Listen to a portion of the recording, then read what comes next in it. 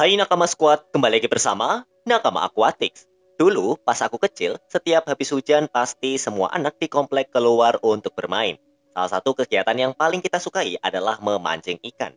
Ikan yang jadi target pancingan bukanlah ikan biasa, bentuknya malah lebih mirip sama ular. Orang awam menyebutnya belut, namun yang sering ditemukan di got-got komplek rumahku dulu adalah belut yang punya sirip pelvis. Jenis belut ini biasa disebut sidat. Sidat kini tidak cuma ikan yang tinggal di selokan dan kali kecil.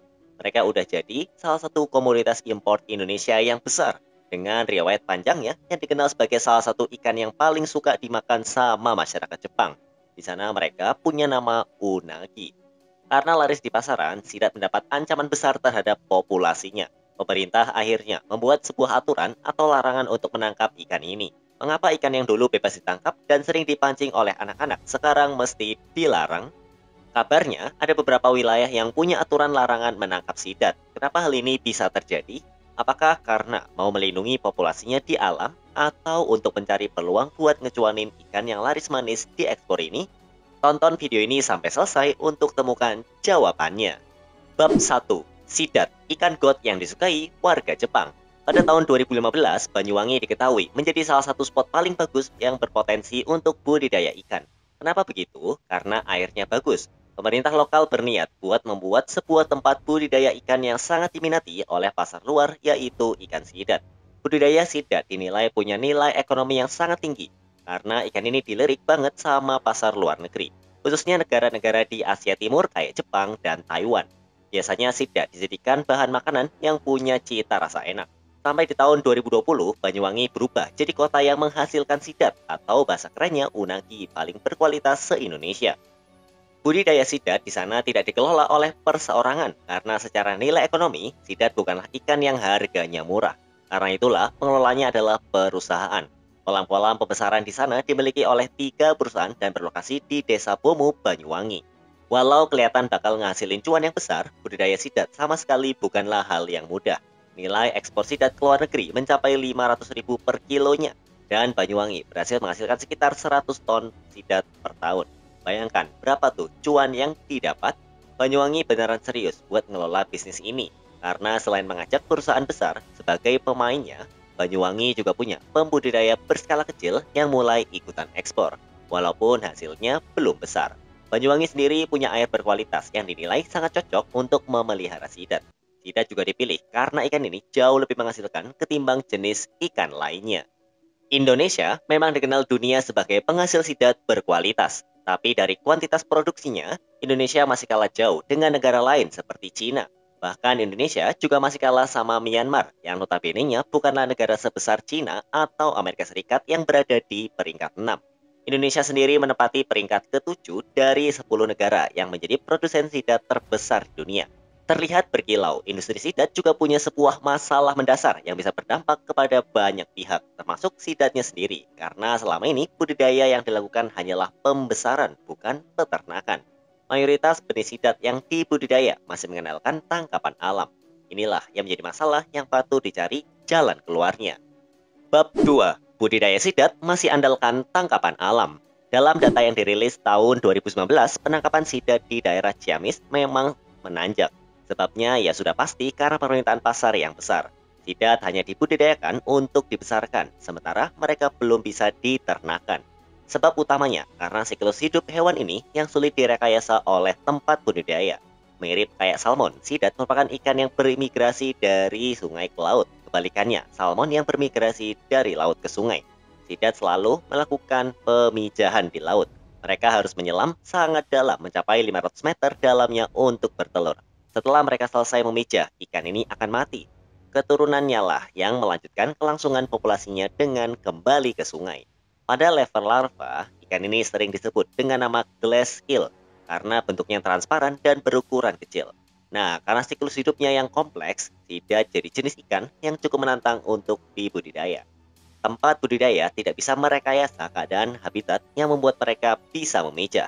Setelah menetas, bayi-bayi sidat akan kembali ke sungai untuk memulai kehidupannya.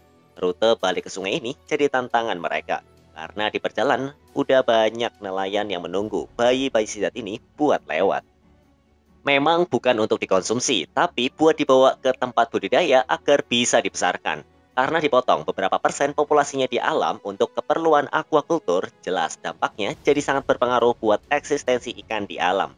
Populasi sidat terus menurun setiap tahunnya, membawa keresahan buat para pembudidaya yang bisa jadi semakin sedikit mendapatkan benih sidatnya. Sidat atau Anguilla bicolor memang terkenal di Indonesia tidak hanya jadi ikan budidaya, namun juga dikenal sebagai hewan mitos yang erat dengan kebudayaan daerah. Sidat sering dianggap sebagai penunggu sebuah tempat karena bentuk yang aneh dan perilaku mereka yang seakan tidak takut seakan orang. Ikan ini punya sifat yang interaktif, sering mendekat ke orang yang berdiri di pinggir sungai untuk mencari makan dengan punya ukuran yang besar. Dengan spek kayak gini, udah jelas sidat bisa dijadikan hewan mitos atau budaya daerah. Di Bali ada makhluk bernama beculit yang bentuknya mirip sidat. Jadi sudah seharusnya populasi sidat dijaga. Karena selain penting untuk budidaya dan perekonomian, peran sidat juga penting untuk alamnya dan budaya daerah di mana mereka menjadi bagian dari cerita rakyatnya. Untuk menciptakan sebuah sistem yang berkelanjutan, sekaligus melindungi populasi sidat, pemerintah membuat sebuah aturan untuk tidak menangkap ikan ini di 10 kota. Apa saja yang dituangkan oleh pemerintah dalam aturan tersebut dan di kota mana sajakah? Bab 3. Larangan tangkap sidat di 10 kota. Untuk menciptakan sebuah sistem yang berkelanjutan, pada tahun 2022 ini pemerintah membuat sebuah aturan tegas demi konservasi dan atas nama perekonomian. Pemerintah melalui Kementerian Kelautan dan Perikanan mengungkap 10 kota atau daerah yang dijadikan daerah larangan buat nangkep sidat. 10 lokasi tersebut yaitu Kabupaten Kutai Negara, Kota Samarinda, Kabupaten Aceh Besar, Kabupaten Aceh Jaya, Kabupaten Bengkulu Selatan, Kabupaten Pangandaran, Kabupaten Ciamis, Kabupaten Cilacap, Kabupaten Parigi Motong, dan Kabupaten Poso. Alasan KKP untuk memberlakukan larangan ini adalah biar tidak menghalangi siklus migrasi sidat setiap tahunnya. Biar sidat bisa tetap menjalankan siklus hidup dan reproduksinya dan menghasilkan keturunan yang jelas bisa membantu keberlangsungan budidaya sidat di Indonesia yang selama ini masih menggantungkan diri kepada alam. Tidak mau menutup mata, KKP juga menggandeng masyarakat untuk sama-sama menjaga keberlangsungan aturan ini. Karena masyarakat dinilai punya peranan penting dalam menjaga sidat-sidat ini.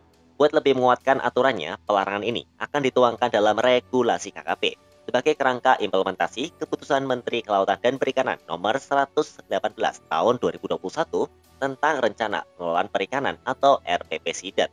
Direktur Pengelolaan Sumber Daya Ikan Ridwan Mulyana mengatakan KKP menemukan indikasi kalau sidat sudah mengalami overfishing atau kebanyakan ditangkap. Beberapa lokasi yang terindikasi mengalami overfishing sidat adalah Jawa Barat, Sulawesi Barat, dan Sulawesi Tenggara. Salah satu tanda kenapa populasi sidat terlihat makin menurun adalah nelayan yang makin hari hasil tangkapan sidatnya makin sedikit. Ukuran sidat yang tertangkap juga semakin mengecil. Tandanya ada sebuah kesalahan dalam pengelolaan sistem tangkap sidat di sini. Terancam kehilangan sumber daya, KKP sadar harus ada aksi nyata untuk menanggulangi masalah ini. Sebab utama kenapa banyak sidat yang ditangkap adalah permintaan pasar yang sangat besar, peluang bisnis yang bisa menghasilkan banyak cuan dan pastinya sumber penghasilan buat para nelayan. Jadi, di balik masalah ini ada kebutuhan manusia yang harus dipenuhi, walau secara nyata berimbas kepada populasi sidat yang terancam habis di alamnya. KKP melihat permintaan besar dari pasar luar dalam negeri bisa dipenuhi, sekaligus tetap bisa menjaga populasi sidat tanpa harus ada pihak yang dirugikan lewat larangan ini. Dengan nilai ekonominya yang begitu tinggi, sidat jadi potensi besar untuk sektor ekspor ikan dalam negeri. Apalagi KKP juga punya target produksi ikan lokal yang mencapai 18,77 ton pada tahun ini. Bab 4. Kesimpulan. Upaya KKP untuk melindungi habitat sidat di alam serta populasinya patut diapresiasi. Soalnya jarang ada aksi nyata yang keluar dari pihak terkait untuk melindungi biota air yang banyak berada di ambang kepunahan karena overfishing. Tapi seiring berjalan waktu, kesadaran untuk mengelola sumber daya alam milik negeri ini semakin terlihat nyata. Sidat bisa jadi jagoan utama ekspor ikan Indonesia jika kita bisa memaksimalkan serta menjaga populasinya di alam.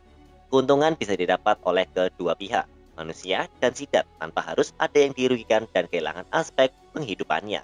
KKP bisa melakukan hal yang sama untuk jenis ikan lain, seperti Cana Maru Ledes di Kalimantan yang populasinya terancam juga oleh overfishing. Kami di Nakama Aquatic selalu mendukung dan mengapresiasi upaya seperti ini.